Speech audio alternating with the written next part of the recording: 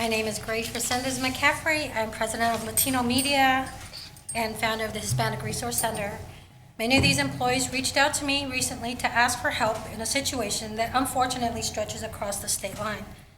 I'm here today to help them relay their concerns about their situation, what they would like you and what they would like for you to know and in the community to know about.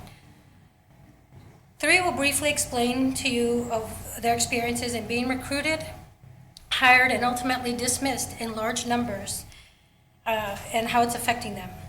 They would like it noted that they probably wouldn't be here had they received proper communication from their employer. I have copies of just a few letters of termination, almost all dated July 3rd. As they will explain, they have been terminated with, others have been terminated with little or no notice. They are given unexpected notices of suspension with 2 weeks' pay, then terminated, leaving them in suspense for weeks. Even our immigration process allows these visa holders up to 60 days to find other sponsored employment or leave the country from a documented last date of employment. Many of these former employees say they have not received one.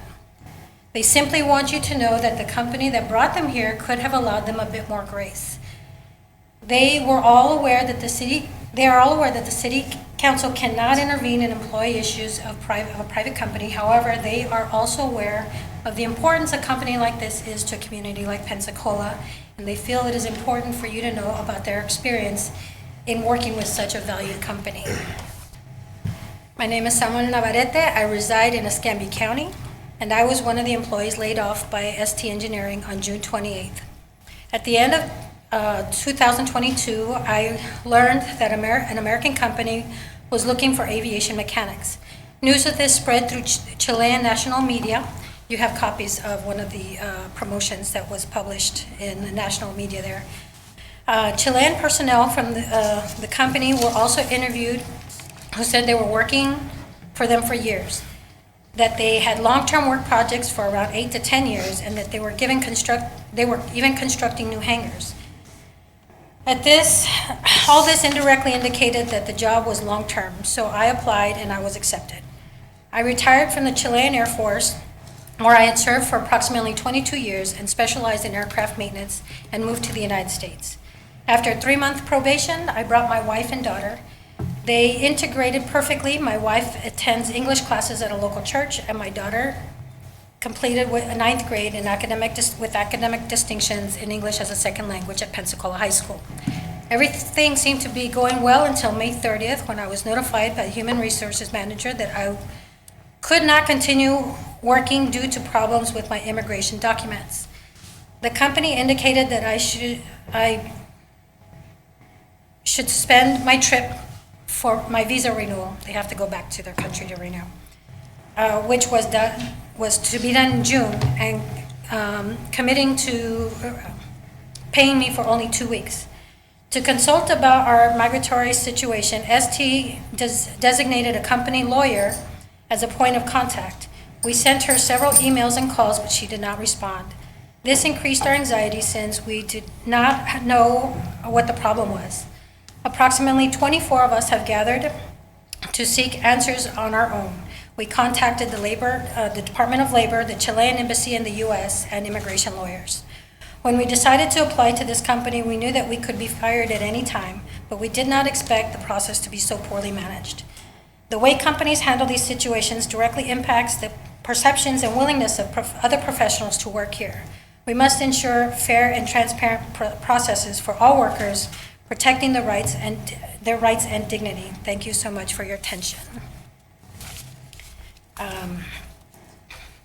As you all know, I work very hard to advocate for our Hispanic community, and it's hard to hear the difficulties that people are having when we're talking about professionals, educated professionals that came here on a promise. No, there were no signed contracts, but the job fairs that they had there were selling Pensacola like it was a place to be, like what we know it to be. Like when they got here, they They were allowed to live the life for a minute and even told, go ahead and buy a house, bring your families. It was all okay. And then from one day to the next, they were told, you need to go back.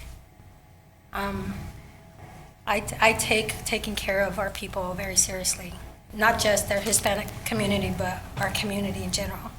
When these storms come, we all pitch in to help each other. And these guys are asking if there's some help. I know you guys can't get involved with the HR stuff, but understand a company that we celebrated for coming here. This is how they've been treated. And there's a couple hundred of them, more than a couple hundred of them.